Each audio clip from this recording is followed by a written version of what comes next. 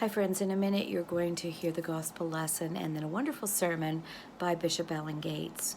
I wanted you to hear Alan Gates' sermon because it's full of comfort, but it was also videotaped before many of the events of this past week.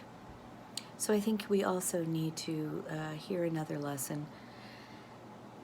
It'll be brief. I wanted you to think about as we celebrate this day when the Holy Spirit came to us with a sound like the violent rushing of wind, and with divided tongues of flame. The Holy Spirit came and spoke, and all spoke in a tongue they could recognize, in words they could take in and hear. The coming of the Holy Spirit bound us as a church into one, and that oneness is intended by God to be celebrated and to be throughout every part of our lives and being. The events of this past week have brought up for us that once again, and for a very long time and probably into the future, we are a divided people. Black and brown people, white people do not see incidences or issues from the same point of view. And yet we can. I want to read to you something written by K Ernst, who is a priest ordained in this diocese and the co-director of Mission Institute in this diocese. Dear white siblings, if you were outraged and saddened by the violent suffocating of George Floyd, then be outraged when white folks, white organizations, and white churches invite black folks into spaces and then suffocate them with patronizing comments, or only respecting them if or when they act, talk, and dress like us, or expecting them not to bring their actual blackness with them.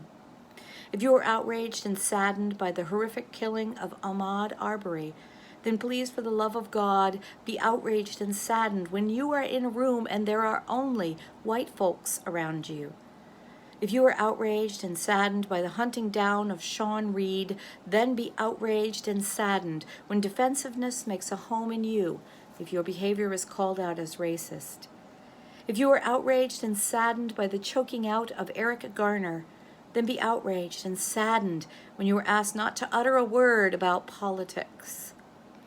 If you are outraged and saddened by the vigilante slaying of Trayvon Martin, then be outraged and saddened when you, a person of color or another white person, speaks up and names uncomfortable truths about racism within a community, and there is deafening silence and blank faces.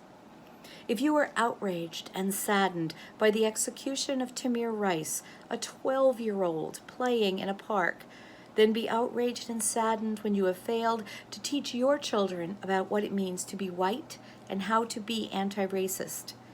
If you are outraged and saddened by the cowardly murder of Walter Scott, then be outraged and saddened when you lack courage to feel all the benefit and harm of white supremacy in your own life. If you are outraged and saddened by the gunning down of Charleston 9 church members, then be outraged and saddened when your church and religious institution continue to uphold infrastructure, liturgies, and budgets that maintain the status quo, comfort, and dignity of those who are at the center of the dominant culture.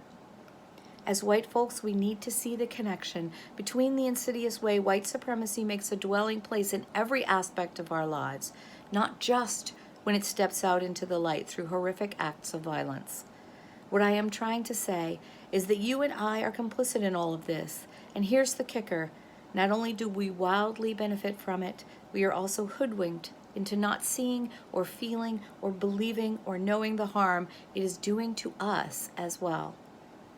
Until we feel this harm and stop relying on the trauma and pain of black and brown bodies to convince us of the horrific reality of racism, we will not change. My prayer is that our outrage and sadness will draw us nearer to the liberation we are in desperate need of, and in turn it will intertwine with the liberation of others. Come and be liberated, for there is life after death. Again, that is by K Ernst. My prayer for all of us is that in the events of this past week and in the events and prayers to come, that we remember not to let it go until the next incident, that we keep pushing and fighting for the equality that God has promised, the equality that we swear we will enact in our baptismal covenant. There is knowledge and training for anyone who feels unequipped to speak out about racism. There is infinite amount of resources, and I am happy to provide them as an anti-racism trainer for this diocese and for an anti-racism group online. I have a lot of material, and I'm happy to share it. If, as I was reading Katie's letter, you found yourself not knowing some of the names being mentioned, please begin to learn, please begin to read, please find out and do as much as you can. This is our call from the Holy Spirit, that as the people who most benefit from racism, we are the people to tear it down. I ask this of you in the name of God, Father, Son, and Holy Spirit.